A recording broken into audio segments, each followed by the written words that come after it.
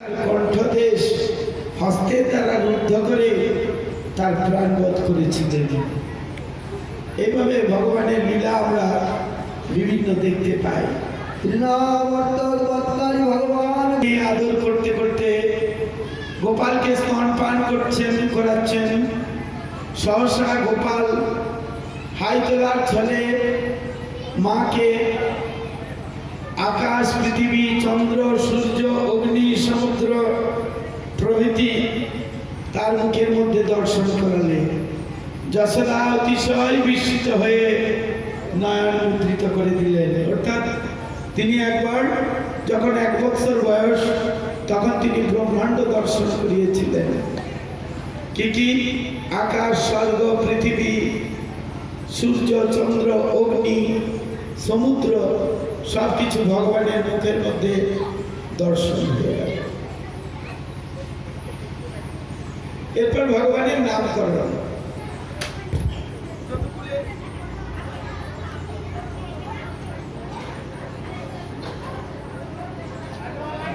পুরোহিত গর্গমুনি অর্থাৎ গর্গাচার্য বসুদেব তিনি প্রেরণ করলেন নন্দালয়ে। সেই গর্গাচার্য উপস্থিত হয়ে রোহিণী নন্দন ও যশোদা নন্দন এই দুইজনের নামকরণ করতে গেলেন। সেখানে শ্রীমদ্ ভাগবতের 10ম স্কন্ধে বলছেন, অয়ং হি রোহিণী পুত্র রময়ণ সুহৃদ গুণৈ আকাশতে রামইতি বলাধিকার সুবল বিদু।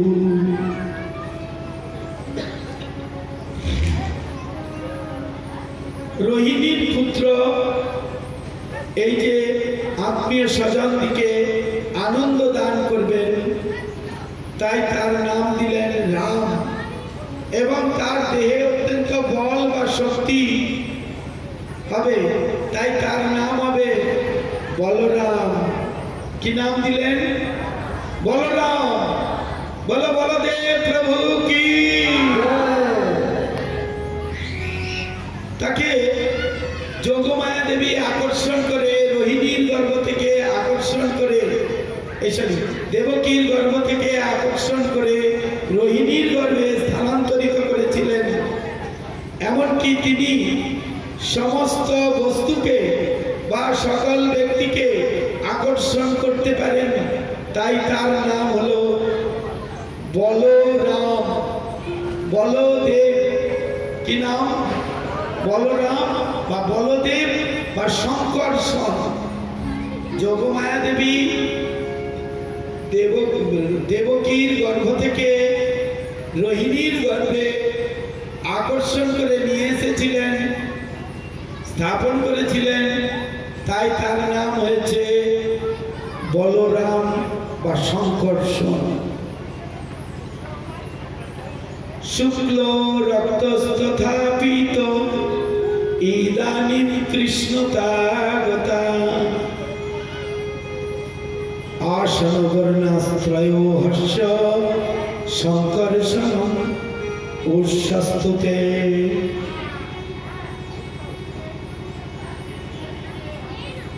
শ্যামল বর্ণ এই বালক সুন্দর,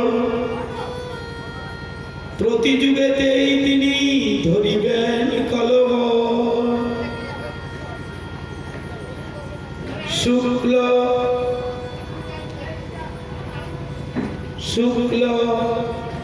শুক্ল রক্ত পীত বর্ণ ধরেন পূর্বেতে, বর্তমানে কৃষ্ণ বর্ণ ধরেছে। তাই কৃষ্ণ নামে আমি করি অভিহিত, সবার উদ্ধার কর্তা হবেন নিশ্চিত। রোহিণীর পুত্র বলরাম বা শঙ্কর্ষণ এবং যশোদা মায়ের পুত্র তিনি হলেন কৃষ্ণ।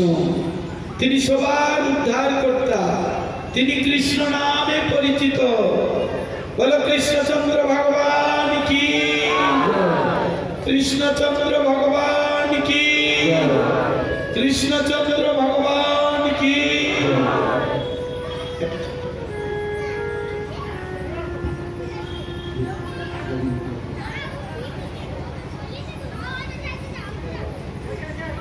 गोविंद जय जय गोपाल जय जय गोविंद जय। তিনি তার আবির্ভাব হওয়ার পর থেকেই একটু একটু করে লীলা করে যাচ্ছেন, যে লীলা স্মরণের দ্বারাই আমাদেরকে এই জগতে আর থাকতে হবে না, যে লীলা স্মরণ করলে আমরা সাক্ষাৎ সেই গোবিন্দের কাছে পৌঁছে যাব। শ্রবণ, কীর্তন, বিষ্ণু স্মরণ, এই তিনটি কথা আমাদের সদা সর্বদাই হৃদয়ে ধরে রাখতে হবে। ভগবান কৃষ্ণ এবং বলরাম দুইজন আস্তে আস্তে হামাগুড়ি দিতে শিখেছেন। তিনি লীলা করছেন, যিনি অনন্ত কোটি ব্রহ্মাণ্ডের মালিক, তিনি এই পৃথিবীর ওপর, এই ধরিত্রীর ওপর হামাগুড়ি দিচ্ছেন। সে কি অপূর্ব তার লীলা। যশোদা মায়ে, যশোদা মা এবং রোহিণী মা এক মুহূর্ত কৃষ্ণ বলরামকে ছেড়ে থাকতে পারছেন না। রাজা পরীক্ষিত মহারাজ জিজ্ঞাসা করছেন,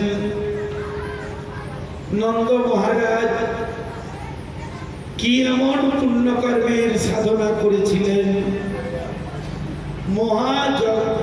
মহাভাগ্যবতী যশোদা দেবী বা কোন মহা তপস্যা করেছিলেন, যার দ্বারা স্বয়ং ভগবান তার স্তন পান করছেন এবং নন্দ মহারাজের গৃহে হামাগুড়ি দিচ্ছেন?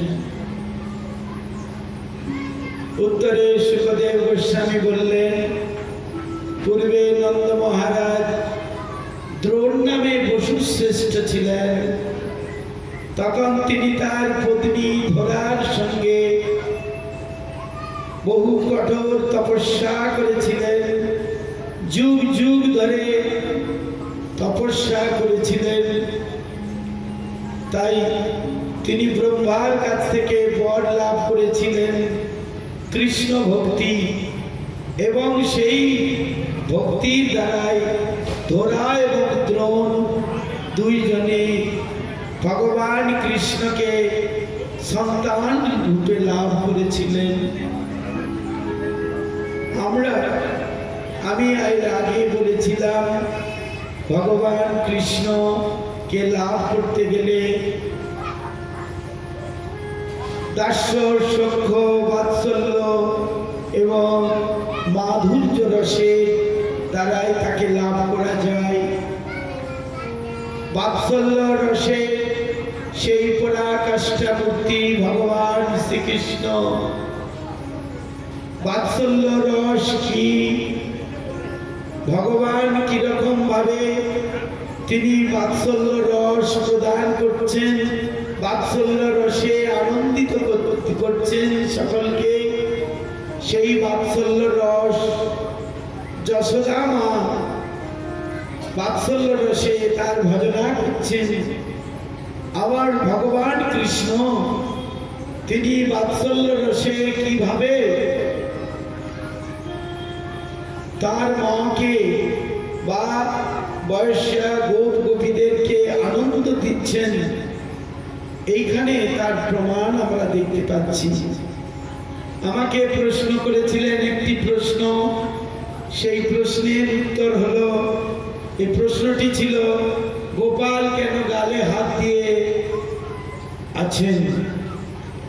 গোপাল গালে হাত দিয়ে আছেন এই কারণে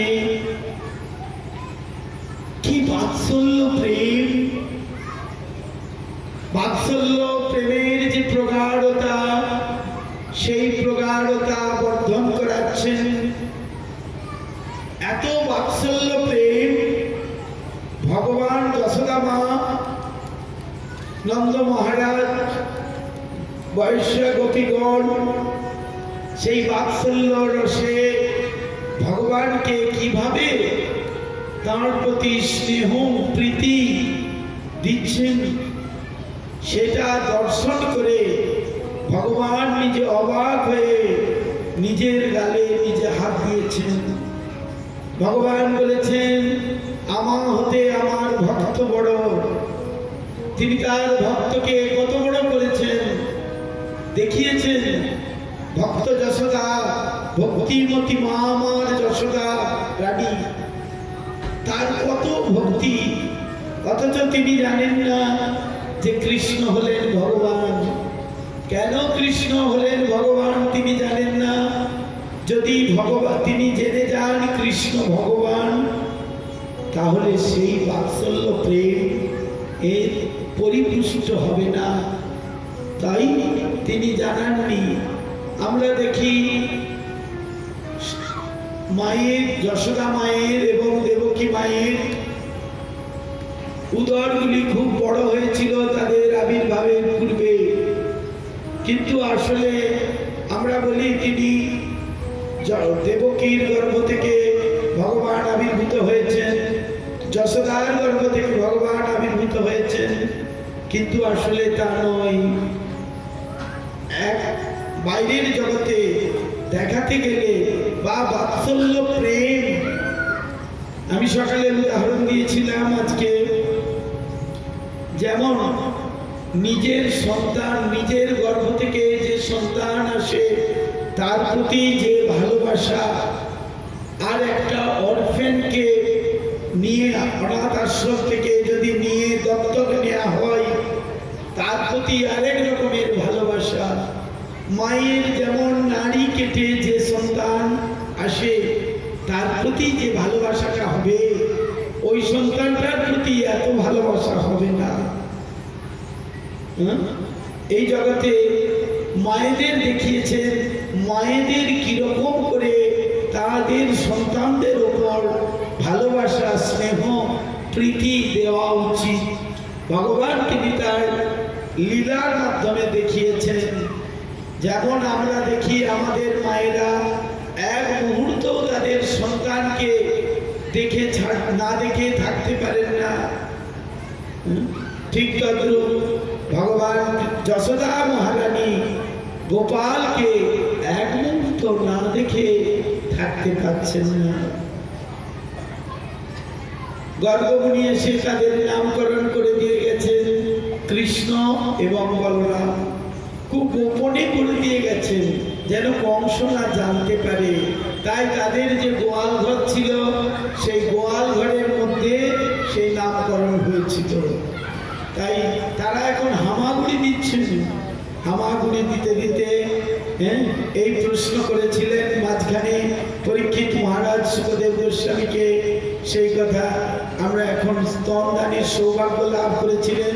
যশোদা মহারানী এত কঠোর তপস্যার দ্বারায় অনন্তর শ্রীকৃষ্ণ সমবয়স্ক ও বলরামের সঙ্গে মিলিত হয়ে ব্রজ রমণীগণের আনন্দ বর্ধন করার জন্য, ব্রজ রমণীগণের আনন্দ বর্ধন করার জন্য নানাবিধ বাল্য লীলার বা বাল্য ক্রীড়ার দ্বারা লীলা করছিলেন। সুযোগ বুঝে সেই ব্রজ রমণীগণের রক্ষিত যে ক্ষীর, ননি, মাখন, ছানা, সর, দধি ইত্যাদি ইত্যাদি চুরি করে এনে চুরি করতেন।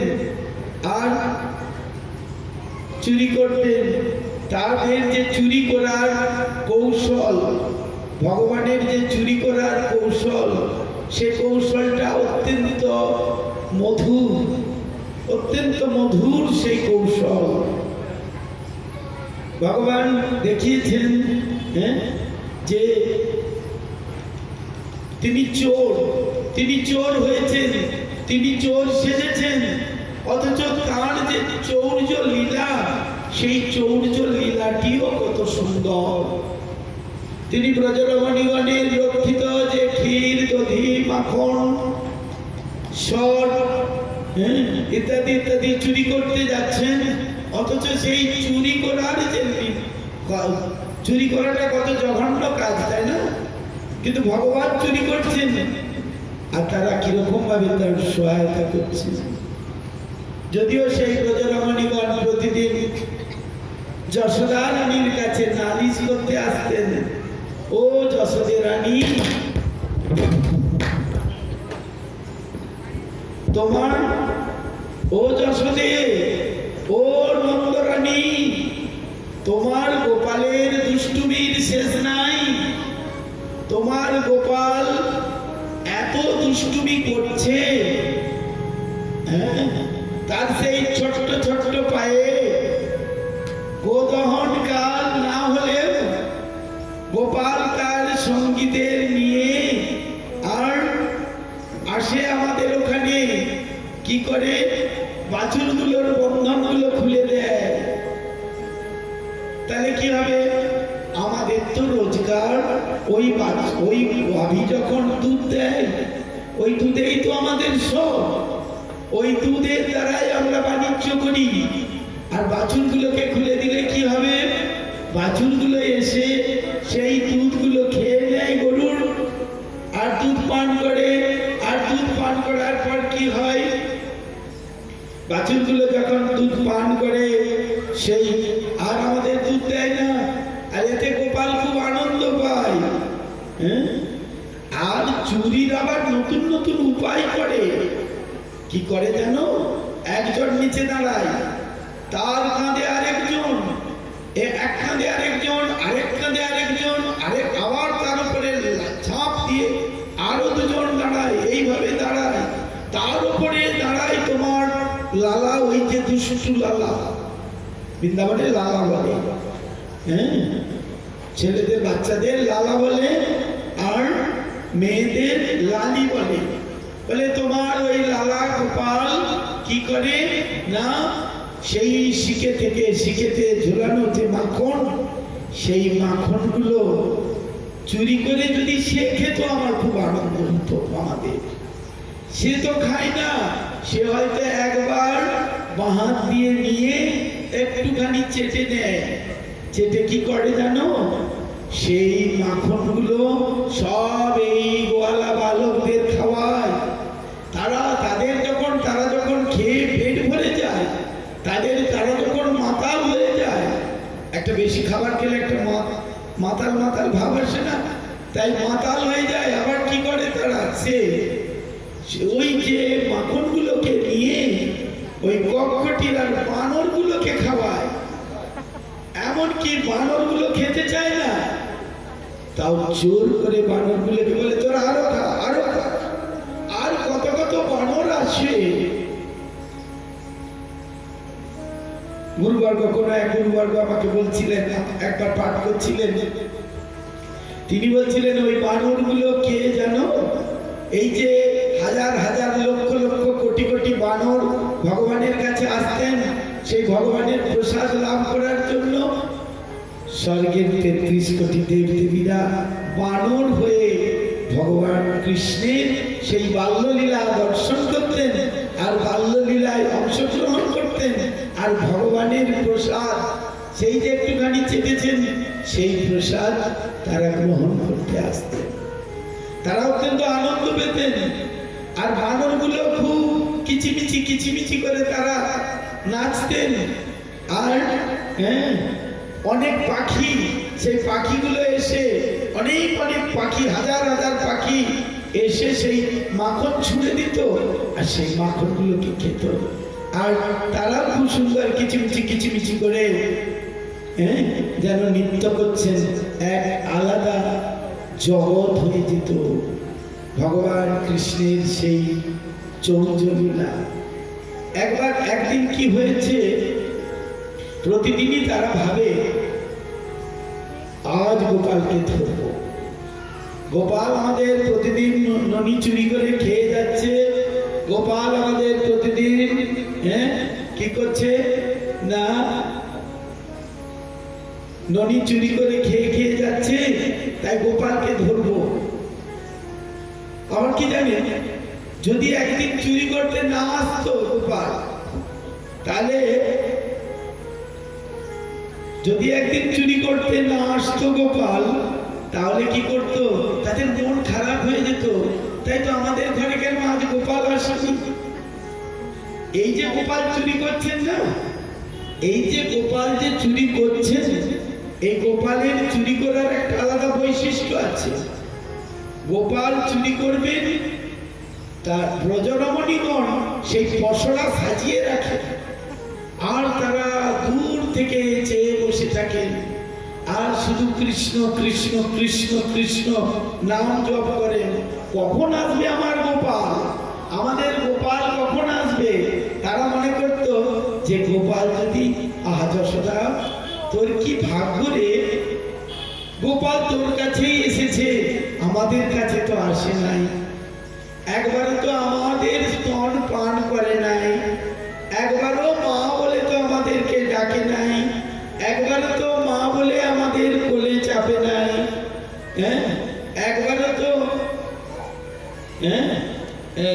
গোপাল তো আমাদের কাছে আসে নাই।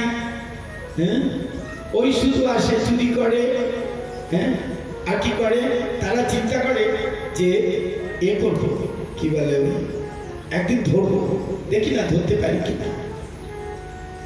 গোপাল তো ভগবান,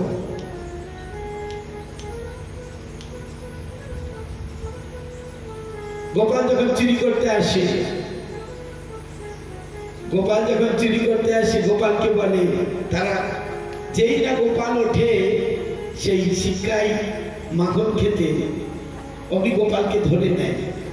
আসে তারা, গোপালকে ধরার পরে গোপাল বলছে, আমি কান ধরছি, আর কোনোদিন আসবো না, আমি আর চুরি করবো না। কান ধরেছে গোপাল, কে? অনন্ত কোটি ব্রহ্মাণ্ডের মালিক, তিনি কান ধরছেন। কার কাছে? ভক্তির কাছে। বললো ঠিক আছে, আমরা বলে আমার মাকে বলো না, আমার মায়ের কাছে তোমরা যেও না। এরকম করে আঁচল ধরে ধরে বলে, এর আঁচল ধরে, ওর আঁচল ধরে, ওই ব্রজ মায়ের আঁচল ধরে, আমার মাকে বলো না, আমার মাকে বলতে যেও না। যখন গোপাল এইভাবে বলে, তখন বলে ঠিক আছে, তাহলে তোমার কাছে একটা কন্ডিশন আছে, তুমি নাচো আর আমরা গাইব। তুমি নাচো, তুমি মাঝখানে নাচবে, বিভিন্ন প্রকারে তোমাকে নাচতে হবে, কিন্তু এক প্রকারে নাচলে হবে না। কখনো হাত তুলে, কখনো এইভাবে, কখনো এইভাবে, কখনো হাত পেছন দিকে নিয়ে, বিভিন্ন ভাবে তোমাকে নাচতে হবে। বললেন ঠিক আছে, বিভিন্ন ভাবেই আমি নৃত্য করব, আমি নাচবো, কিন্তু আমার একটা কন্ডিশন আছে, আমার একটা শর্ত আছে, আমার কাউকে, আমার মাকে বলা যাবে না। আচ্ছা আমার মাকে কিন্তু বলা যাবে না, মাকে বলা যাবে না। আর কৃষ্ণ তখন কি করছেন? তাথই তাথই তাথই তাথই করে নৃত্য করছে, খুব সুন্দর করে নৃত্য।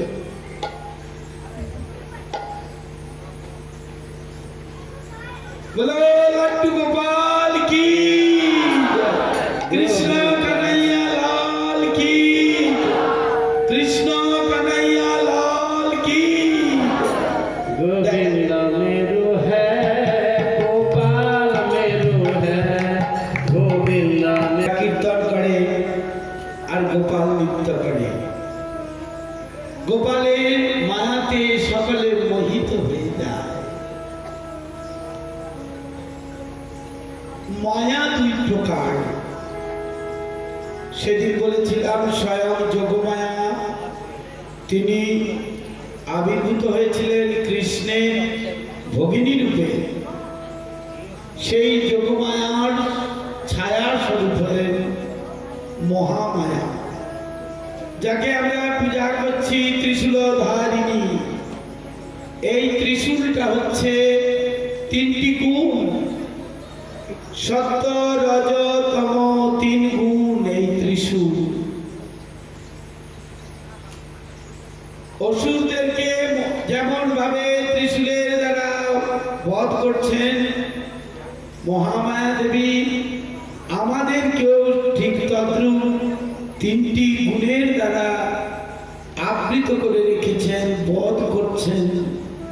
আমরা কৃষ্ণ ভুলি যেই জীব অনাদি বহির্মুখ, অতএব মায়া তারে দেয় সংসার আদি তু।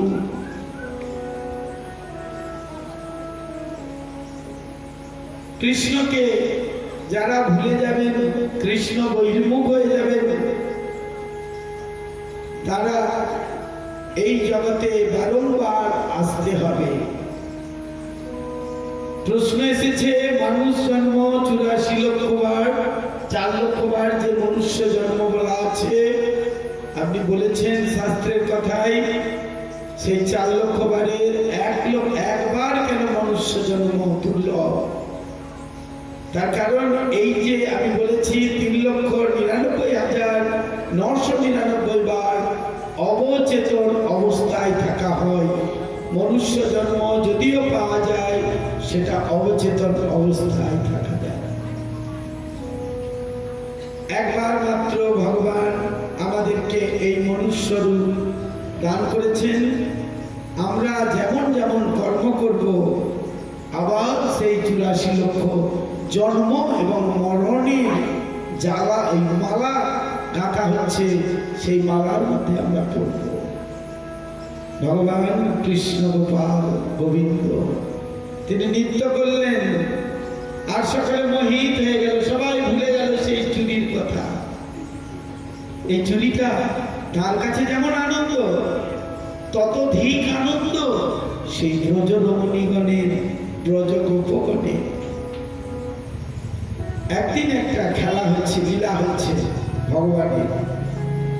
ভগবান কৃষ্ণ তার সঙ্গী সাথীদের নিয়ে গিয়ে দেখছেন একটা বাড়িতে, একটা ব্রজরমণীর বাড়িতে, সেখানে তিনি তার গোপ মানে তার স্বামীকে ওপরে মাখন ঝুলিয়ে রেখেছে, আর নিচে যে দড়ির খাট হয় না, সেই দড়ির খাটে সে শুয়ে আছে। আর সে দেখাচ্ছে এত ঘুমাচ্ছে। ঘুমালে কি হয়? আমাদের প্রত্যেকের ঘুমানোর পর কি হয়? একটা নাক ডাকে, তাই না? নাক ডাকে তো একটা শব্দ হয়। যারা মোটা মানুষ তাদের বিশেষ করে, তারা যদি চিত হয়ে শোয় তাদের বিশেষ করে নাক ডাকে। আমাদের সবারই ডাকে, কারো যে ডাকে না, নাকের শব্দ হয় না তা নয়, কিন্তু যারা বিশেষ করে মোটা মানুষ তাদের বেশি করে হয়। নাক ডাকছে, এরকম ঘুমাচ্ছে, দিনের বেলা এরকম ঘুমাচ্ছে যেন নাক ডাকছে। আর সেই নাক ডাকার পর গোপাল কি করেছে? গিয়েছে চুপি চুপি, এরকম ভাবে গোপাল যেতেন, গোপাল এরকম ভাবে যেতেন।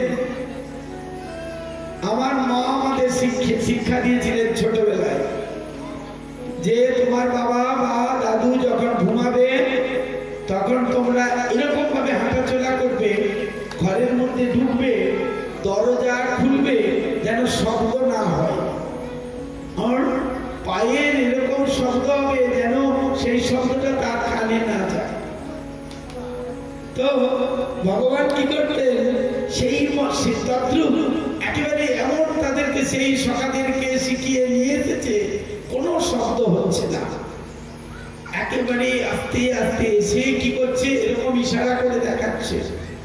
ওই খাটটা ওদিক দিয়ে দুইজন, এদিক দিয়ে দুইজন ধরেছে, ধরে তাকে নিয়ে অন্য জায়গায় শুইয়ে দিয়েছে, দিয়ে আর সেইভাবে মাখন চুরি করছে।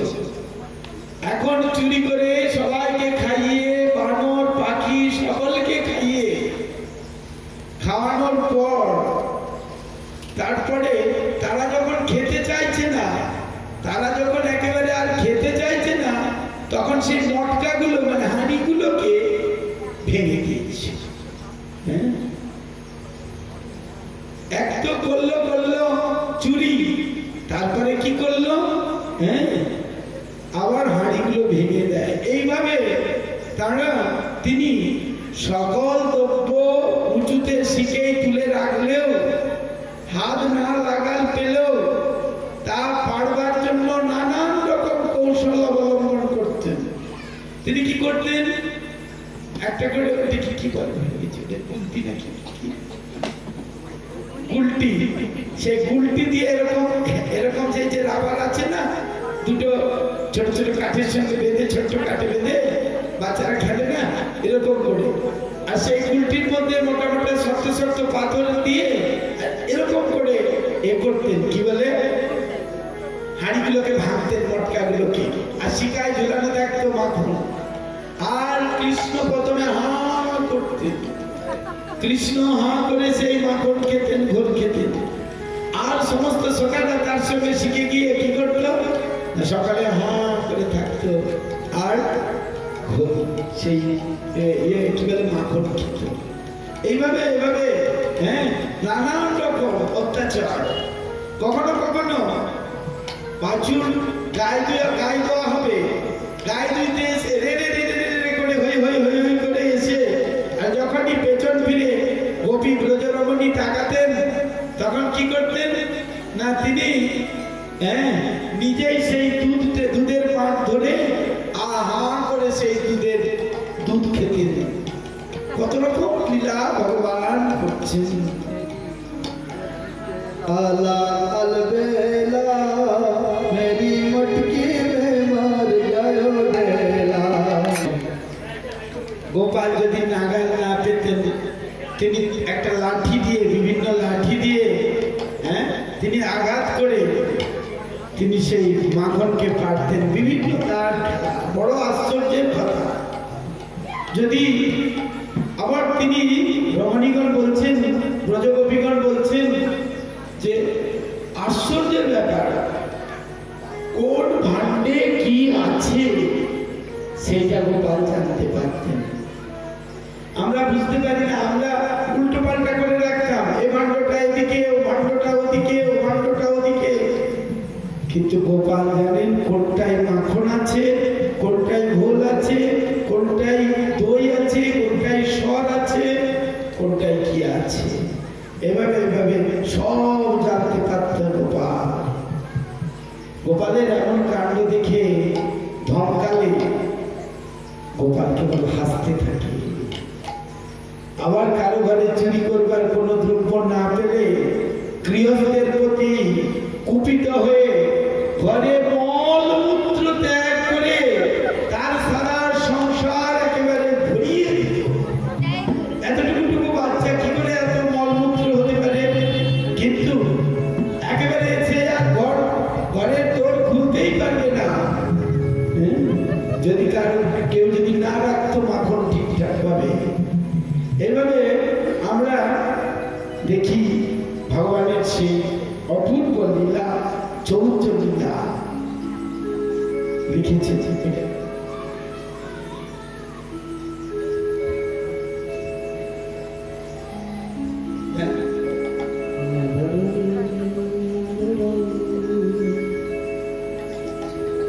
মহাজনরা লিখছেন, ব্রজে প্রসিদ্ধ নবনীত চৌরম।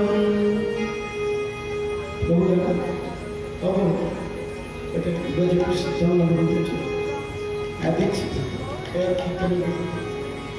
ব্রজে প্রসিদ্ধ নবনীত চৌরম। কি বললেন? গোপাল দুকুল চৌরা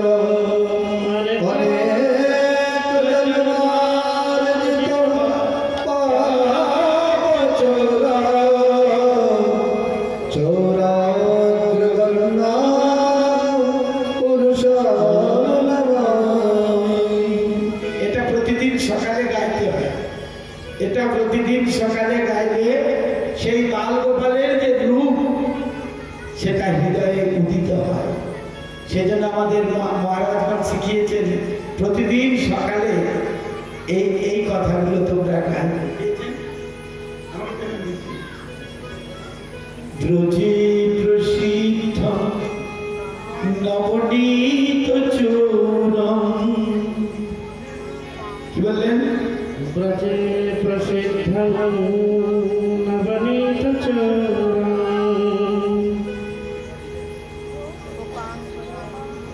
গোপালনাথ দুকুল চূড়ম অনেক জন্মার্জিত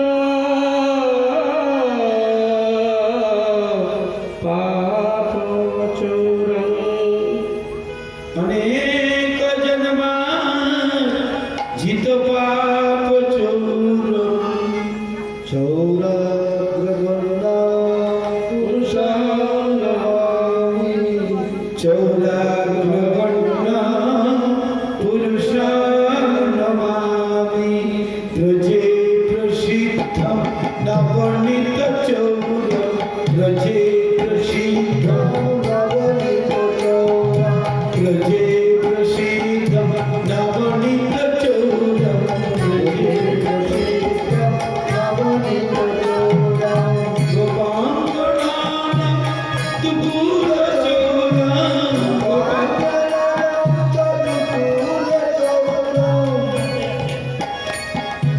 অনেক জন্মার্জিত পাপ চৌরম অনেক জন্মার্জিত পাপ চৌরম চৌরাগ্রবর্ণ পুরুষং নমামি চৌরাগ্রবর্ণ পুরুষং নমামি চৌরাগ্রবর্ণ পুরুষং নমামি ব্রজে প্রসিদ্ধ নবনীত চৌরম ব্রজে প্রসিদ্ধ নবনীত চৌরম ব্রজে প্রসিদ্ধ নবনীত চৌরম ব্রজে প্রসিদ্ধ নবনীত চৌরম গোপাঙ্গনাম দুকুল চৌরম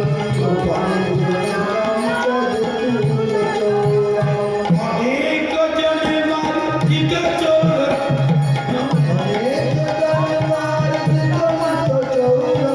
অনেক জন্মার্জিত পাপ চৌরম অনেক জন্মার্জিত পাপ চৌরম চৌরাগ্রবর্ণ পুরুষং নমামি চৌরাগ্রবর্ণ পুরুষং নমামি চৌরাগ্রবর্ণ পুরুষং নমামি। যদি আমরা সেই চৌরাগ্রবর্ণ পুরুষের স্মরণ করতে পারি, তার যে চৌর্য লীলা সেইটি যদি স্মরণ করতে পারি, আমাদের যে অনেক জন্মের পাপ সঙ্গে সঙ্গে ধুয়ে মুছে পরিষ্কার হয়ে যাবে। তাই সদা সর্বদাই সেই চিন্তন করতে হবে, সেই ভাবনা করতে হবে। গোয়ালিদিগণ যখন যশোদার কাছে অভিযোগ করছেন, তখন শ্রীকৃষ্ণ নিকটে দাঁড়িয়ে থাকেন। আর মা জিজ্ঞাসা করে, গোপাল তুমি চুরি করেছো? মা বলে, না না না, আমার গোপালের খাবার অভাব আছে? আমার গোপালের কি খাবার অভাব আছে? আমার নবলক্ষ ধেনু মায়ের অহংকার। বলছে আমার আমার নবলক্ষ ধেনু, সেই সমস্ত ধেনু থেকে দুধ আসে, আর সেগুলি সাধারণ ধেনু নয়। সেগুলি কারা? সেগুলি সাক্ষাৎ গোলক বৃন্দাবন থেকে এসেছে। সেই সমস্ত ধেনুগুলি দুধ দান করে। আর কখনো কি আমার গোপাল অপরের বাড়িতে চুরি করতে পারে? গোপালের কিসের অভাব? গোপালকে জিজ্ঞাসা করলেন, গোপাল তুমি চুরি করেছ? না মা, আমি তো চুরি করিনি, ওরা মিথ্যে কথা বলছে। তারপর তো আমরা মিথ্যে কথা বলি, বাবা এইটুকু ছেলে আমাদেরকে মিথ্যেবাদী সাজাচ্ছে, দেখেছ? আর মায়ের গম্ভীর মেজাজ ছিল, গম্ভীর মেজাজ, তাই মায়ের কাছে কেউ পারত না। এইভাবে তার সেই সময়ের যে মুখমণ্ডল, যে তার যে বদনের শোভা, শ্রীবদনের শোভা অপূর্ব, অপূর্ব শোভা। মাঝে মাঝে যশোমতী মা দর্শন করতেন সেই শোভাটা অবাক হয়ে তাকিয়ে থাকতেন। কি কস্তুরী তিলকম ললাট পটলে বক্ষস্থলে কৌষ্ঠবম নাসাগ্রে বরমৌক্তিকম করতলে বেনুম করে চ কঙ্কণম। বোঝা যাচ্ছে আমার কথাগুলো? সর্বাঙ্গে হরিচন্দনম সুললিতম কণ্ঠে চ মুক্তাবলী। অনেক বৃদ্ধ বয়সে তো পুত্র হয়েছে, তাই যাতে কেউ নজর না দিয়ে দেয়, এত আকর্ষণ ছেলেটার, তার জন্য কি করেছে, এই যে নাকের যে নাসা আছে এখানে আছে, এই যে দুটো নাকের দুটোর মাঝখানে যে স্থানটা আছে, সেই স্থানে একটা মুক্তা দিয়েছে। তাই কি বললেন? কস্তুরী তিলকম ললাট পটলে বক্ষস্থলে কৌস্তবম নাসাগ্রে বরমৌক্তিকম। সেই মুক্তাটা এত শোভা পায় কৃষ্ণচন্দ্রের বদন মণ্ডলে। কৃষ্ণচন্দ্রের বদন মণ্ডলে এত শোভা পায় যে সেটা দর্শন করে, সেই কথাটা স্মরণ করলেই একেবারে নিত্য গোলক বৃন্দাবনে চলে যাব আমরা। এইভাবে পুত্রের এই সকল চাপল্যের কথা বলতে থাকে।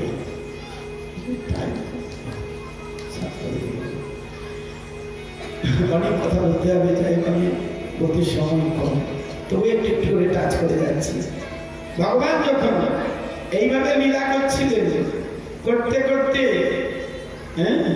তিনি এইভাবে লীলা করছেন, করতে করতে একদিন তিনি লীলা করছেন, মাখন চুরি করেছেন। আর মাখন চুরি করার পর, মাখন চুরি তো তিনি করলেন, মাখন চুরি করার পর তাকে যখন ধরেছে, বলছে তোমার মা যশোদা বিশ্বাস করে না, তাই আমি একটা কাজ করব, তোমাকে নিয়ে যশোদা মায়ের কাছে যাব, তোমার মায়ের কাছে যাব। একদিন চুরি করেছে আর চোর ধরা পড়েছে, গোপাল ধরা পড়েছে। গোপালকে টানতে টানতে টানতে টানতে মায়ের কাছে নিয়ে যাচ্ছে, মায়ের কাছে নিয়ে এসেছে। বলছে মায়ের কাছে যখন নিয়ে এসেছে, মায়ের কাছে দূর থেকে বলছে, যশোদে যশোদে, নন্দরানী নন্দরানী, দেখে যা দেখে যা, তোর গোপালকে দেখে যা। আর তুই তো প্রতিদিন অস্বীকার করিস, আজকে আমি তোর গোপালকে হাতে নাতে ধরে এনেছি। হাতে নাতে ধরে এনেছে, ছুটে বেরিয়ে এসেছে। আর মা খুব হাসছে, আরে গোপালকে আমি দেখ, তুই হাসছিস কি, আমরা হাতে নাতে ধরে এনেছি, অনেকজন এসেছে। আর গোপালকে যখন হাতে নাতে ধরে এনেছে, কিছুক্ষণ পর দেখছে যে সেখানে গোপাল ঘরের থেকে বের হয়ে আসছে, মা মা করে বের হয়ে আসছে। আর সে যে নিয়ে আসছিল টানতে টানতে কান টেনে, তার কর্তাকে নিয়ে আসছে, তার বরকে নিয়ে এসেছে। বলে যশোদা বলে, মুখ পুড়ি তুই কি করেছিস দেখ, কাকে টানতে টানতে নিয়ে এসেছিস দেখ। সে তাকিয়ে দেখে, সে তো খুব উম্বিতাম্বি করছিল, সকালে উম্বিতাম্বি করছিল, তুই প্রতিদিন এই করিস, তুই প্রতিদিন ওই করিস, তুই এই কাজ করিস, তুই এই কথা বলিস। বলছে দেখ দেখ, তাকিয়ে দেখ না। দেখছে তার স্বামী এইভাবে বহু, কখনো দেখেছে তার ছেলেকে নিয়ে এসেছে, কখনো দেখেছে বেড়াল নিয়ে এসেছে, কখনো দেখেছে কুকুর টানতে টানতে নিয়ে এসেছে, কখনো বা বাড়িতে গিয়ে আটকে রেখেছে, চোর ধরা পড়েছে, তাই বলে ঠিক আছে টানতে টানতে নিয়ে গেলে তুই এইভাবে করিস আমাকে। তখন ঘরের ভিতরে আটকে রেখেছে, দেখছে সে তার ছেলেকে আটকে রেখেছে, এসে দেখে। আর গোপালও সঙ্গে সঙ্গে আছে, মা দেখো মা, এরকম করে ছোট্ট ছোট্ট হাতে আর চোখ মুছতে মুছতে বলছে, মা আমি কখনো করতে পারি, মা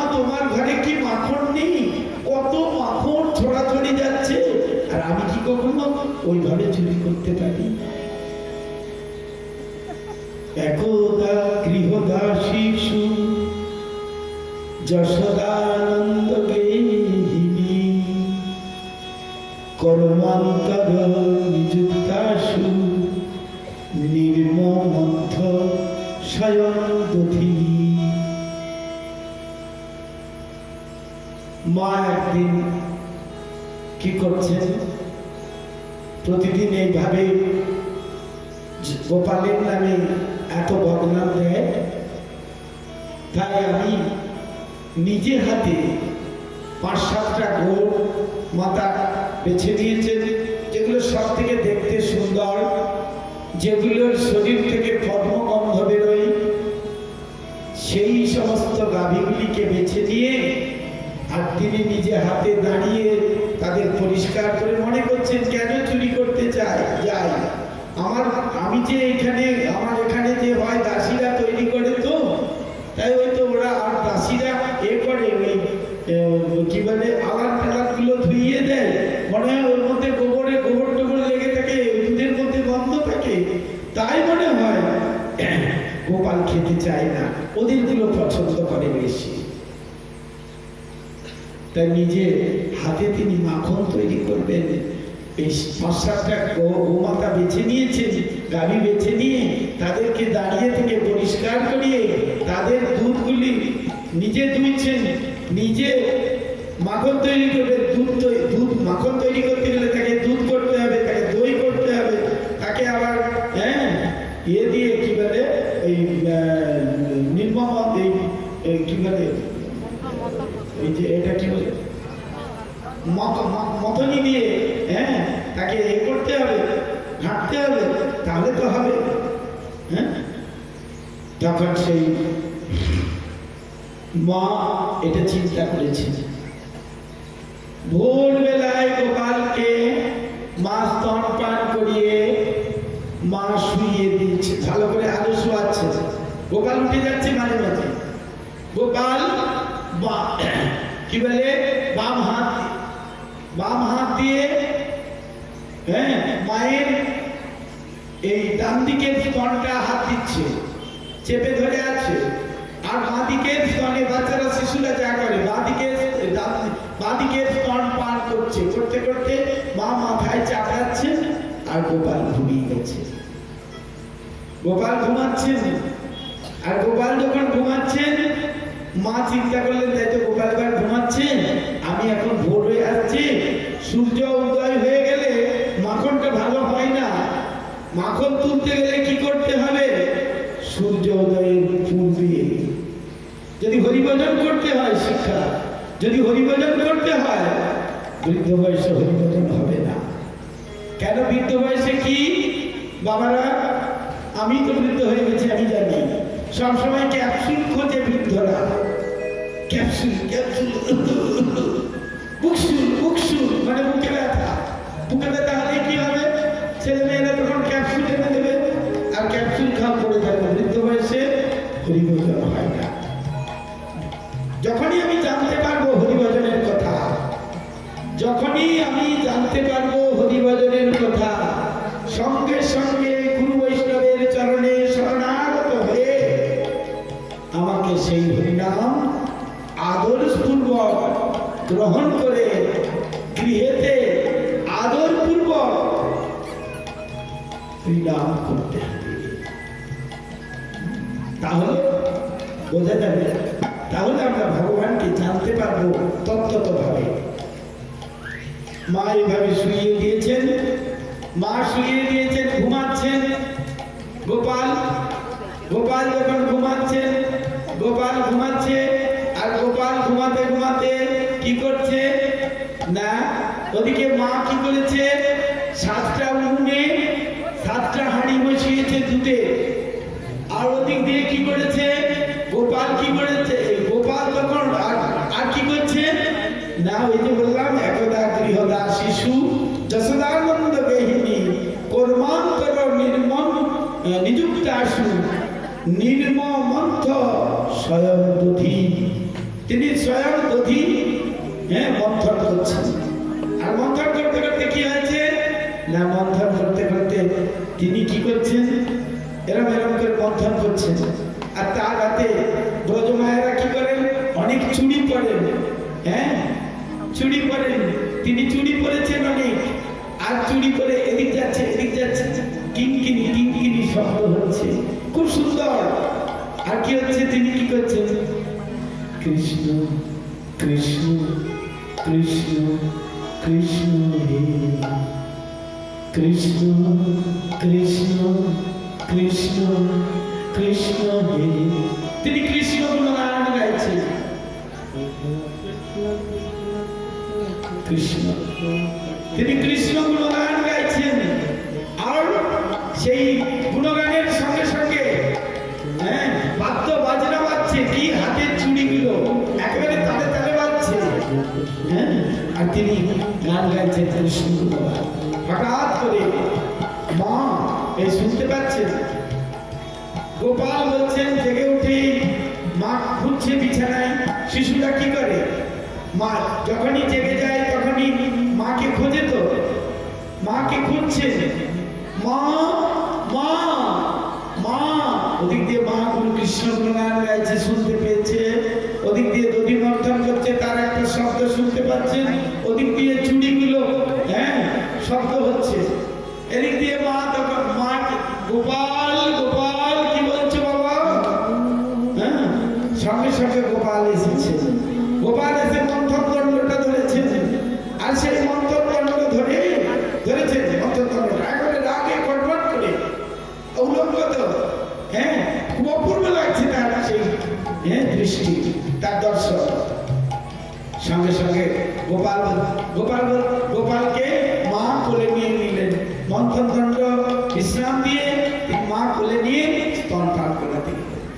মা স্তন পান করছেন, আর মা স্তন পান করাতে কি হচ্ছে না, ওদিক দিয়ে মা শুনতে পেলেন সেই যে 7টা উনুনে দুধ বসিয়ে এসেছিল, ওখানে কিসের চাল দেওয়া হয়, ভুটের চাল।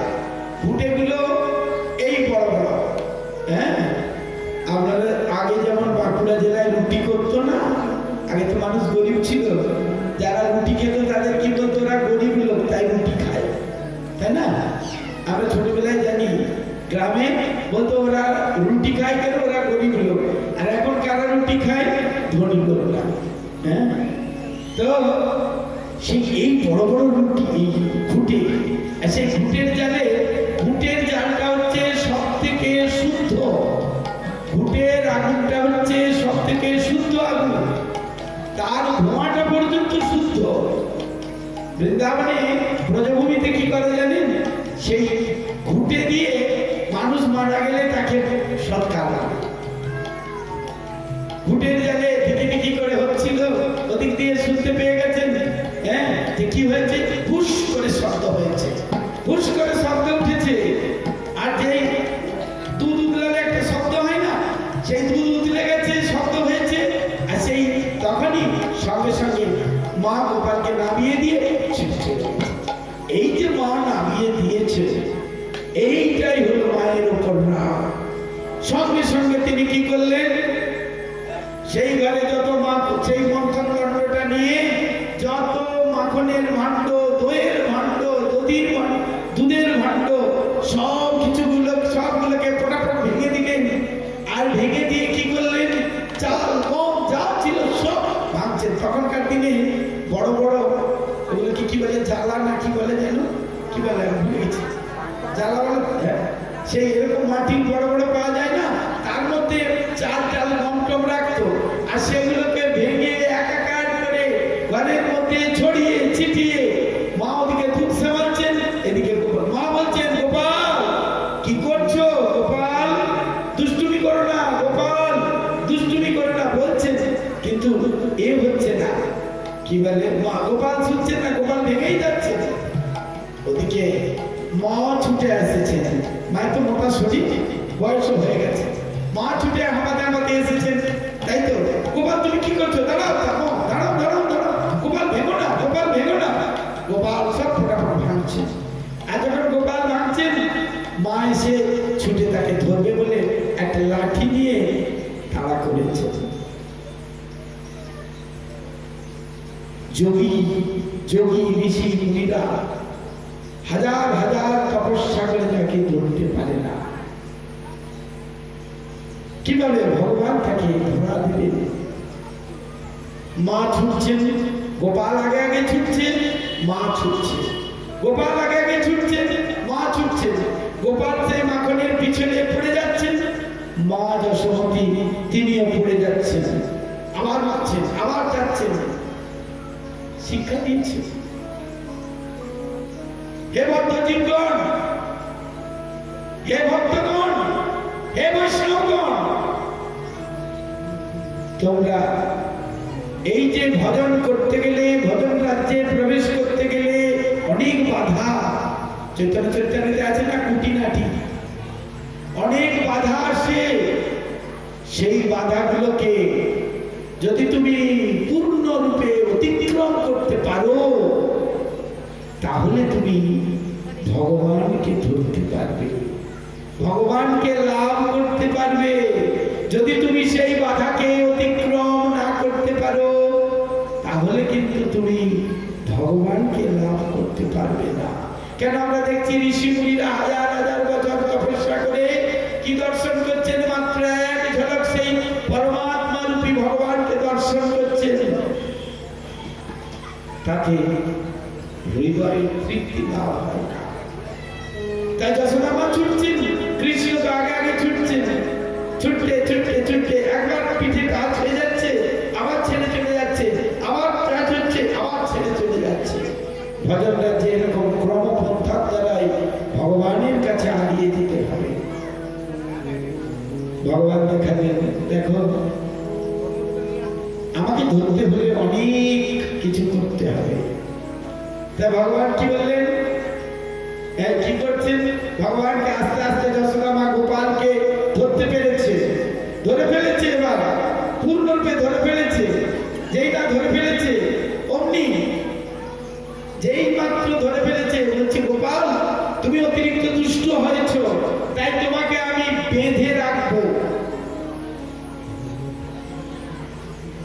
যখন নাকি ভগবানকে ভজন করে ভক্তরা একেবারে বিশুদ্ধ সত্য থেকে একেবারে চরম পর্যায়ে উঠে যায়, তখন তার ভগবানের সঙ্গে অন্যরকম ভাব আসে। তখন ভগবানকে সেইভাবেই বলতে চাই যে আমি তোমাকে, তার সঙ্গে ঝগড়া করি। যেমন সনাতন গোস্বামী পাদ তিনি কি বলেছিলেন? ভগবানকে নিয়ে গেছেন, ভগবান এসেছেন তার কাছে, ভগবান আসাতে ভগবান সনাতন গোস্বামী বলছেন তুমি আসছো বটে আমার কাছে, আমার কিন্তু কিছু খাবার নাই, আমি খেতে দিতে পারবো না। তুমি রাজার ছেলে, রাজবাড়িতে থাকো, আমি তোমাকে খেতে দিতে পারবো না। আমার কাছে থাকতে গেলে পোড়া রুটি খেতে হবে। ভগবান তাই রাজি হয়ে এসেছে। একদিন কি করেছে সনাতন গোস্বামী পাদ, তারা কি করে খেতেন? তারা আটা মেখে আর এরকম চাপড়ে চাপড়ে, হ্যাঁ এ করে, আর ওই সমস্ত পাতা পাতার মধ্যে দিয়ে ফেলে দিতেন। ওইটাই কোনো রকমের পোড়া হয়ে গেলে সেটাকে, তারা তো এই জড়জগতের খাবারের প্রতি তাদের তো কোনো স্পৃহা নেই। তারা সদা সর্বদাই সেই জগতের থেকে প্রসাদ আসছে, সেই জগতের যে কৃপা আসছে, সেই কৃপা তারা সিঞ্চিত হয়ে তারা ভগবানের লীলা দর্শন করছে। সনাতন গোস্বামীকে বলছেন, গোপাল তুমি দিয়েছো, বলেছিলে পোড়া রুটি দেবো, কিন্তু তুমি আমাকে পোড়া রুটি দিয়েছো ঠিকই, কিন্তু এই আলুনো মানে নুনবিহীন লবণবিহীন তুমি রুটি দিয়েছো। সনাতন গোস্বামী বললেন, তোমার যদি লবণের প্রয়োজন হয় তুমি জোগাড় করে নাও, আমি এত তোমার এনে দিতে পারবো না। তোমাকে যদি লবণ খেতে হয় তুমি যাও, লবণ নিয়ে এসো। বাস্তবে তখন সেই সনাতন গোস্বামীর ভজন কুটিরের পাশে ছিল যমুনা, সেইখানে সেই দিক দিয়ে একটা লবণের জাহাজ যাচ্ছিল। আর লবণের জাহাজ যেতে যেতে চড়া আছে না, হ্যাঁ সেইখানে আটকে গেছে, জাহাজ তিনি এসে বলছেন, সেই যে মালিক তিনি খুঁজছেন কাকে পাবো। তখন কেউ যেন বলে দিয়েছে, একটা রাখাল বালক, যা ওই টিলার মধ্যে সনাতন বাবা আছে, ওনাকে গিয়ে বলো, উনি পারলে পারবেন তোমার এই জাহাজ ঠিক করে দিতে, চড়া সরে যাবে। উনি গিয়েছেন, উনি খুঁজতে খুঁজতে গিয়ে কোথায় সনাতন বাবা আছেন, সনাতন বাবাকে গিয়ে খোঁজ করেছেন। সনাতন বাবার দর্শন পেয়ে প্রণাম করে বলছেন, বাবা আমার একটু উপকার করে দেন, আমার ওই জাহাজটা ওরা বললো আপনি পারবেন, ওই জাহাজ আটকে গেছে, আপনি একটু তুলে ঠিক করে দেন। বললেন, আমি কিছু পারবো না, ওই ঘরের ভেতরে যে আছে তাকে বলো। তারপরে নিয়ে গেছে, যাচ্ছেন, যেতে যেতে সেই বালক অদৃশ্য হয়ে গেছে। আর ওখানে থেকে লোক এসেছে, যে মালিককে বলছেন, হুজুর আপনার জাহাজ সুন্দর চলছে, চড়া ঠিক হয়ে গেছে, আপনি চলুন।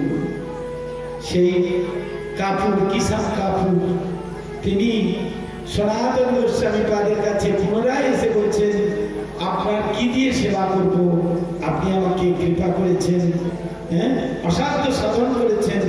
বললেন, আমার কিছু করতে হবে না, আমরা আজ এক গাছতলায় থাকি, কালকে আরেক গাছতলায় থাকি। বললেন যে ঠিক আছে, তুমি আমি এখানে ভগবানের মন্দির করে দেব। সেই হচ্ছে বৃন্দাবনের প্রথম মন্দির, মদন গোপালের মন্দির, মদন মোহনের মন্দির। বলো রাধা মদন মোহন কি। সেই এখানে তার উদাহরণ পেলাম। গোপালকে মা বাঁধবেন, বেঁধে দেবে একটা উদুকুলের মধ্যে, এখানে উদরে বেঁধেছেন, উদরে বেঁধে দড়িটা টানতে টানতে, দড়ি দিয়ে টানতে টানতে গোপাল যাচ্ছে, আর উদুকুলের মধ্যে বেঁধেছেন, মনে করছে গোপাল বোধহয় এ করতে পারবে না। গোপাল কি করবে, মা বেঁধে দিয়ে চলে গেছেন। আর বাইরে থেকে গোপাল সখারা বলছেন, গোপাল কানাইয়া তোকে বেঁধে দিল, তুই ছাড়া আমাদের খেলা হবে কি করে, তুই ছাড়া আমাদের তো কেউ নেই, তুই আমাদের সব। সঙ্গে সঙ্গে গোপাল বলছে, দাঁড়া দাঁড়া, যাচ্ছি, চিন্তা করিস না। তিনি দড়িটা নিয়ে পেছন ফিরলেন, আর পেছন ফিরে উদুফলটা পড়ে গেল, সামনে দিয়ে উদুফলটা আসছে, আর পেছন দিকে গোপাল পা পা পা পা করে যাচ্ছে। যেতে যেতে গোপাল যখন পা পা করে যাচ্ছে, যেতে যেতে সামনে তাদের বাড়ির সামনে দুটো অর্জুন গাছ ছিল, সেই অর্জুন গাছগুলোতে আটকে গিয়েছে। আটকে গিয়ে অর্জুন গাছে আটকে গিয়ে উদুফলটা, আর অর্জুন গাছ দুটো পড়ে গিয়েছে। সেই অর্জুন গাছগুলোর নাম ছিল, নাম দিয়েছিলেন নন্দ মহারাজ যমলার্জুন, একই রকম দুটো দেখতে। হ্যাঁ, তাহলে সেই অর্জুন গাছগুলো পড়ে গিয়েছে। অর্জুন গাছগুলো পড়ে তার থেকে দুটো দিব্য পুরুষ উঠেছে, আর দিব্য পুরুষ একেবারে মাথায় সুন্দর মুকুট, দেহের মধ্যে খুব সুন্দর কি বলে গহনা অলঙ্কার বস্ত্র পরে, আর তখন এসে একে কি বলে কৃষ্ণকে প্রণাম করেছেন, প্রদক্ষিণ করেছেন। কি সব কৃষ্ণ ইঙ্গিত দিচ্ছেন চোখ দিয়ে, তারা কি বুঝেছেন? আস্তে আস্তে তারা উপরের দিকে উঠে চলে গেলেন। এই খেলা দেখালেন ভগবান। এখানে সেটা দেখতে পাচ্ছি, সেই দুটো বৃক্ষ ছিল কুবেরের দুই পুত্র, নলকুবের এবং মণিগ্রীব। সেই নলকুবের এবং মণিগ্রীব একদিন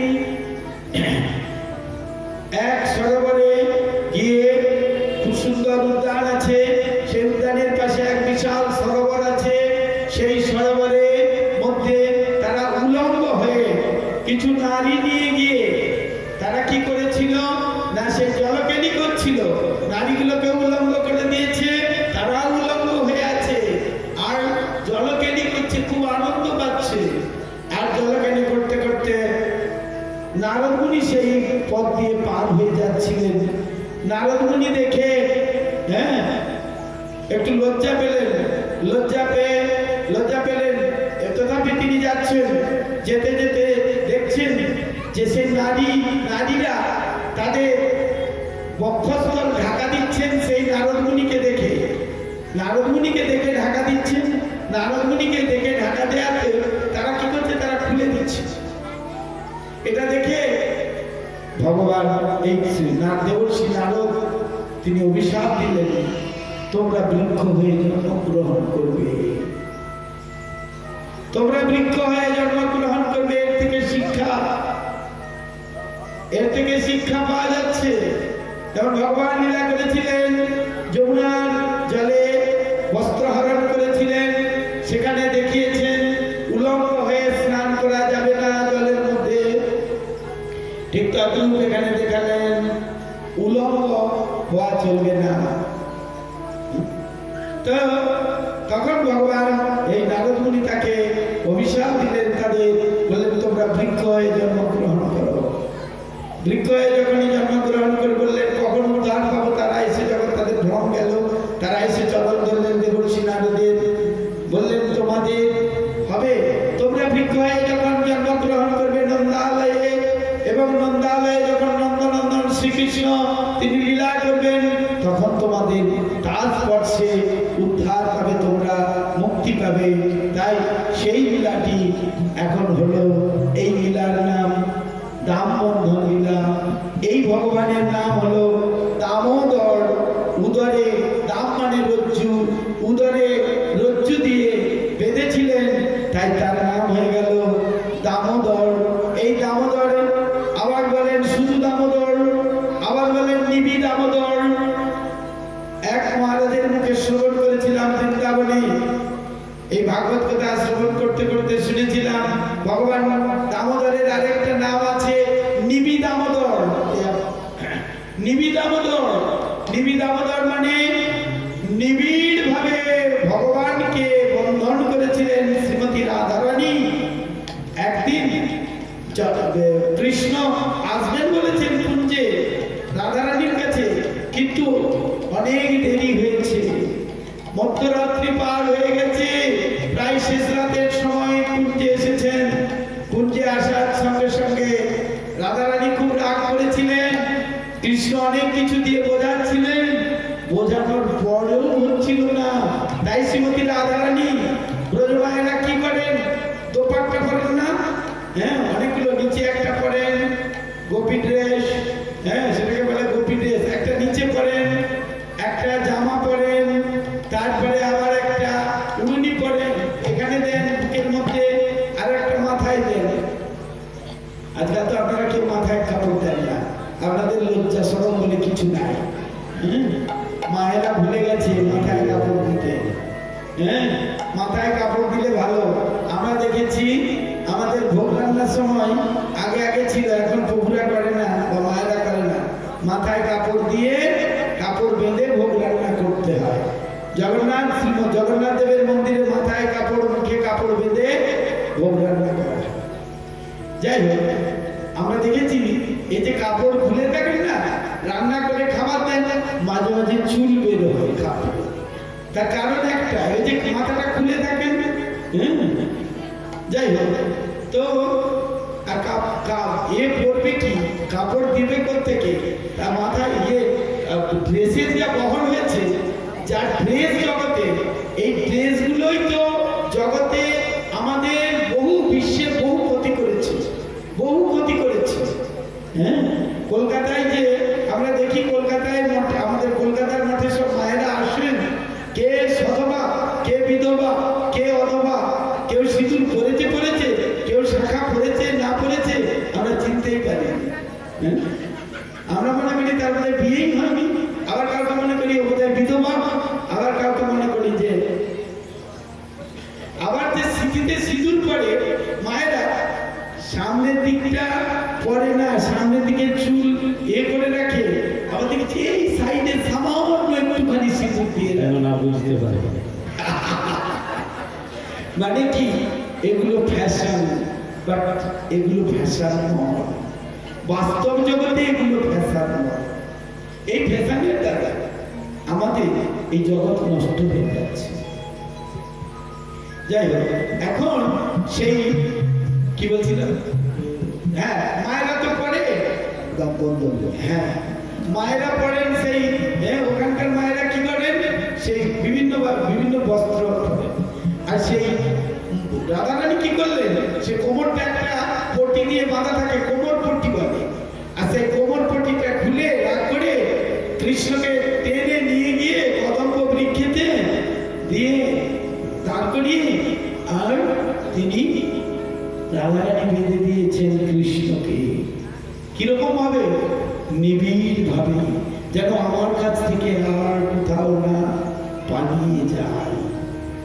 এই দামোদরের নাম হলো নিবি দামোদর, এই দামোদরের নাম হলো রাধা দামোদর। বলে রাধা দামোদর কি, বলে দামোদর লীলা কি, জয় জয় শ্রী রাধে। নমামি শারণ সচ্চিদানন্দ। শ্রীমদ ভাগবতের দশম স্কন্ধে একাদশ অধ্যায়ে খুব সুন্দর একটি শ্লোক আছে, না বললেও মনটা এ হচ্ছে না, থামছে না। ভগবান কিভাবে তিনি দয়া করেন, কিভাবে কৃপা করেন। আমি এর আগে বলেছিলাম যে ভগবানের প্রতি যদি কেউ একটা স্টেপ দেয়, ভগবান 10টা স্টেপ আমাদের দিকে আগিয়ে আসবেন।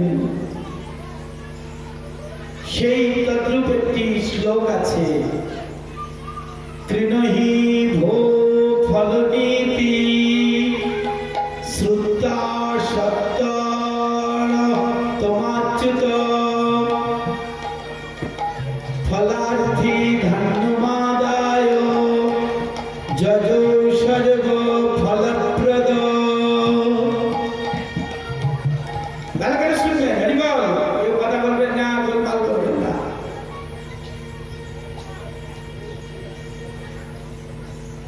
একদিন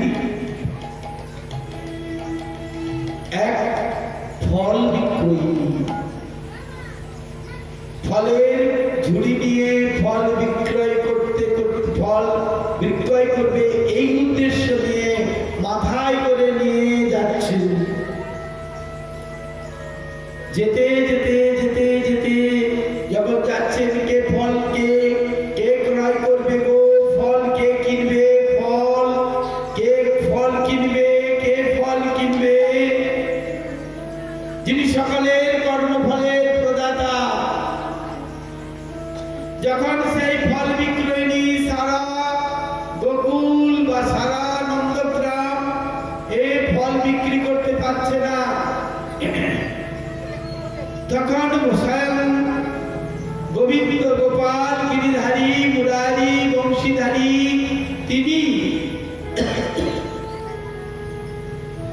তিনি বারান্দার অলিন্দে দাঁড়িয়েছিলেন। তিনি বলছেন, আদো আদো কথা ভাষাতে বলছেন, আমি নেব ফল, ছোট্ট ছোট্ট হাতে ডাকছেন, আমি নেব ফল, এদিকে এসো, আমি ফল কিনবো, আমি ফল কিনবো। সেই ফল বিক্রয়িনী সেই মুহূর্তে সেই নন্দালয়ের দিকে, নন্দ ভবনের দিকে গেলেন। আর নন্দ ভবনের দিকে যখন গিয়েছেন, নন্দ ভবনের দিকে গিয়ে সেই ফল বিক্রয়িনী কাছে ভগবান বলছেন, আমি ফল কিনবো, তুমি এখানে রাখো। কয়েকটা দুই হাতে দুই মুষ্টি ধান, তখন দ্রব্যের বিনিময়ে দ্রব্য, দুই হাতে দুই মুষ্টি ধান নিয়ে গোপাল ওপর থেকে নেবে আস্তে আস্তে করে নামছেন। একটি শিশুর হাতে যদি দেখি ধান নিয়ে যাই, কটা ধান থাকবে?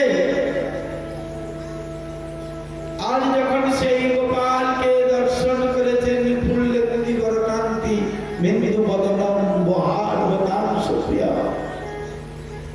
সেই অপূর্ব সুন্দর সেই মোহন মুরলী বিশ্ব ভুবন ভোলানো রূপ যখন সেই ফল বিক্রয়িনী দর্শন করেছেন, দর্শন করার সঙ্গে সঙ্গে তার দিকে তাকিয়ে আছে। থেকে প্রায় সব ধানগুলো পড়েই গেছে, দু চারটে ধান আছে। আর সেই ঝুড়ির মধ্যে এই নাও বলে দিয়েছেন। আর ফল বিক্রয়িনী সেই ফল তার হাতে যা ধরেছে সেই ফলগুলি তিনি তার হাতে দিয়েছেন।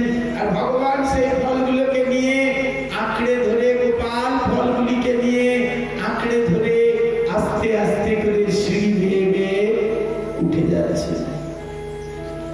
যতক্ষণ পর্যন্ত সেই গোপালকে দর্শন পাওয়া যায় ততক্ষণ তিনি দর্শন করলেন। তিনি দর্শন করার পর একেবারে চোখ ফেরাতে পারছে না যেন সেই গোপালের ভুবন ভোলানো রূপ। আর তখন কি হয়েছে না, সেই ফল বিক্রয়িনী ভুলে গেছে তার সংসারের কথা। আগে তার মনে হচ্ছিল তাই তো আমার ফলগুলো বিক্রয় হয়নি, আমি কেমন করে আজকে সংসার যাত্রা নির্বাহ করব। কিছুক্ষণ পর যখন গোপালের সেই রূপ দর্শন করে, নেহারে নেহারে রূপ দর্শন করে যখন ভগবান পুনরায় তাকে মায়া দিয়েছেন, এতক্ষণ যোগমায়া তার প্রতি তার সঙ্গে ছিলেন, তাই তিনি গোপালকে সেইভাবে দর্শন করছিলেন। এতক্ষণ যোগমায়ার ছায়া স্বরূপা মহামায়া তার প্রতি এলেন, সঙ্গে সঙ্গে দেখছেন ঝুড়ির দিকে তাকিয়েছেন। যেই না ঝুড়ির দিকে তাকিয়েছেন দেখছেন ঝুড়িটা একেবারে সোনা রূপমণি মুক্তা, কত সম্পত্তি, কত সোনার মোহর, কত কি হয়ে গেছে।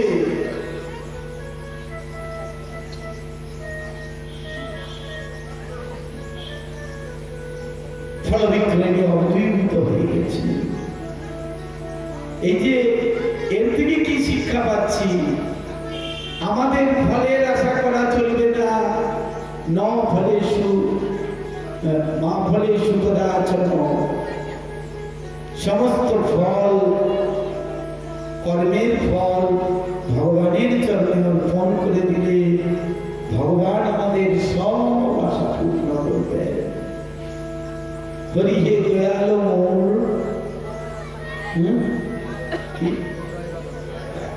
হরি হে দয়াল মোর জয় রাধা, বারবার এইবার লহ মোর সাথ। হরি হে দয়ালো, দুষ্টুমি করছে। তাই নন্দ বাবা তিনি চিন্তা করলেন, তার আত্মীয় বর্গকে নিয়ে মিটিং বা সভা করে আলোচনা করলেন, কৃষ্ণকে এবার গোচারণে পাঠাতে হবে। কৃষ্ণ চাইছেন গোচারণে, মা চাইছেন না গোচারণে পাঠাতে। এত ছোট শিশুকে, বালককে আমি গোচারণে পাঠাতে পারবো না। কিন্তু নন্দ মহারাজ তিনি চিন্তা করলেন, গোপাল এখন সর্ববিষয়ে পারদর্শী, তাই তাকে আমি গোচারণে পাঠাবো। গোচারণে পাঠানোর জন্য একটা দিন দেখলেন, তিথি দেখলেন, তিথি নক্ষত্র সমস্ত কিছু পঞ্জিকাতে দেখে তিনি সেই গোপাল যে লাঠি দিয়ে গোচারণ করবে সেই লাঠির পূজা করলেন এবং লাঠির পূজা করে তাকে লাঠি তার হাতে তুলে দিলেন। মা যশোদা কাঁদতে থাকলেন, তথাপি মা যশোদা তাকে ভোজন করিয়ে, তাদেরকে কৃষ্ণ বলরামকে ভোজন করিয়ে তারপর আবার অনেক খাবার, অনেক প্রসাদ সে বেঁধে দিয়ে, ভগবানের হয় ভোগ, ভগবান খেলে তারপর প্রসাদ হয় শরীর, সেই খাবার দিলেন, ভোগ দিলেন, ভোগ্যদ্রব্য দিলেন। দেওয়ার পর গোপাল গোচারণ করতে গেলেন। কৃষ্ণ বলরাম গোচারণ করতে গিয়ে অনেক অসুর মারণ করলেন। একই কৃষ্ণ তিনি যখন অসুর মারণ করেন তখন বিষ্ণু তার যে অংশ প্রকাশ বিষ্ণু, সেই বিষ্ণু তিনি বিষ্ণু রূপে অসুর মারণ করেন, আর কৃষ্ণ রূপে তিনি গোপীগণের সঙ্গে লীলা করেন।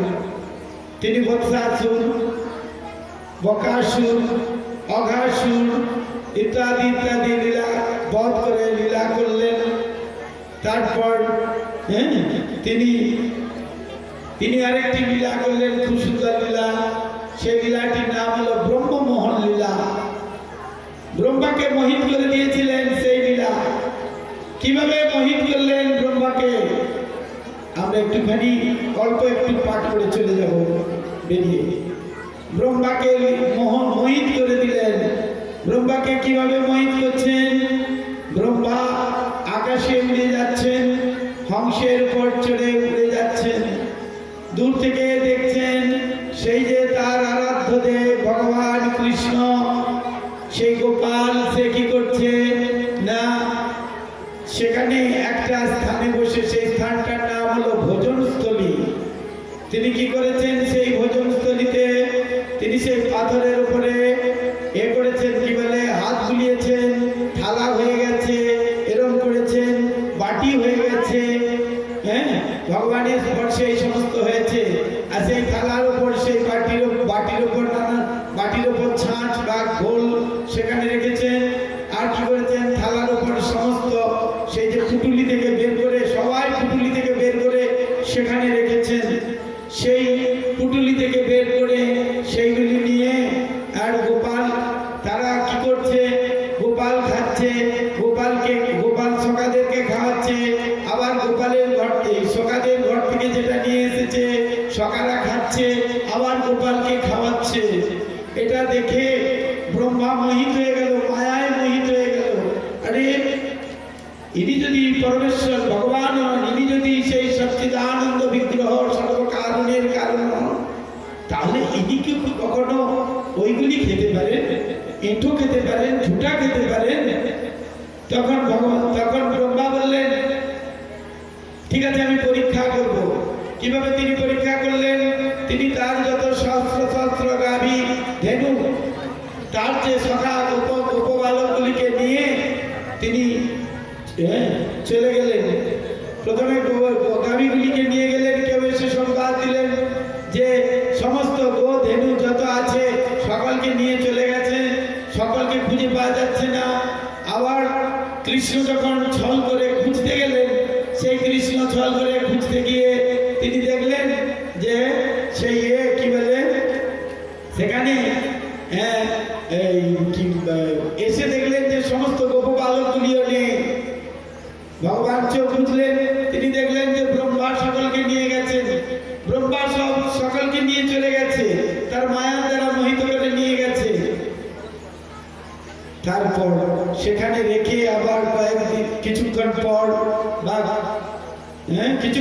আবার যখন ব্রহ্মা এসেছেন, সেখানে ব্রহ্মা আসাতে ব্রহ্মা দেখছেন আরে সেই গোপবালকগুলো আবার এখানে সেই গাভী, সেই গোবৎস একই তো রয়েছে, কি করে হলো? আবার সঙ্গে সঙ্গে বিমানে করে, হংসরূপ বিমানে করে চলে গেলেন সেই গুফাতে। সেখানে গিয়ে দেখলেন তারা তো এখানে আছে, তারা দিব্যি আনন্দে আছে। আবার নিচে গিয়ে দেখলেন আরে তারাও তো আছে।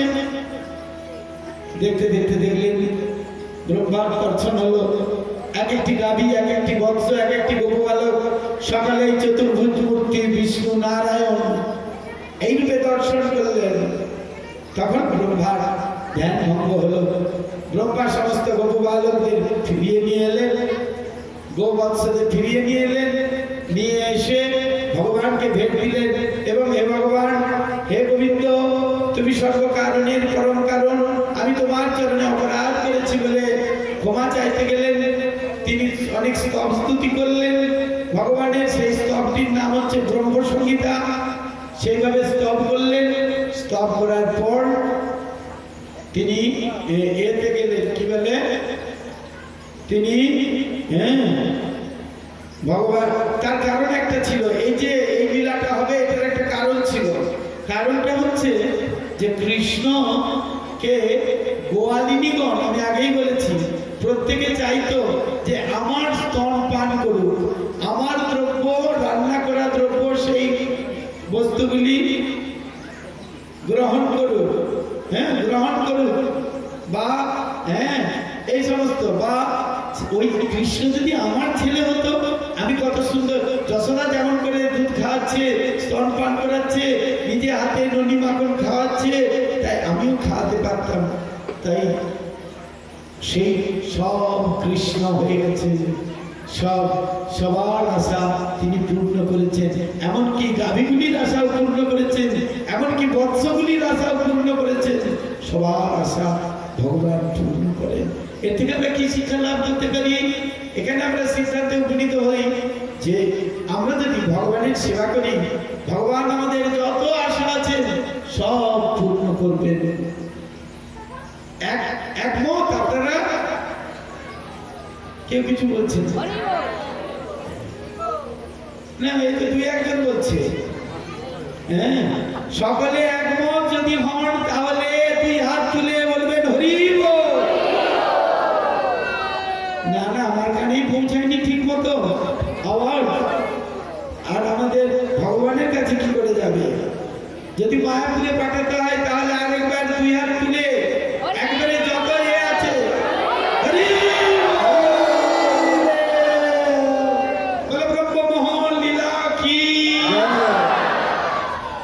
তাহলে এইভাবে আমরা প্রতিদিন নিত্য নিত্য গৃহে থাকো, বনে থাকো, সদা হরি বলে ডাকো।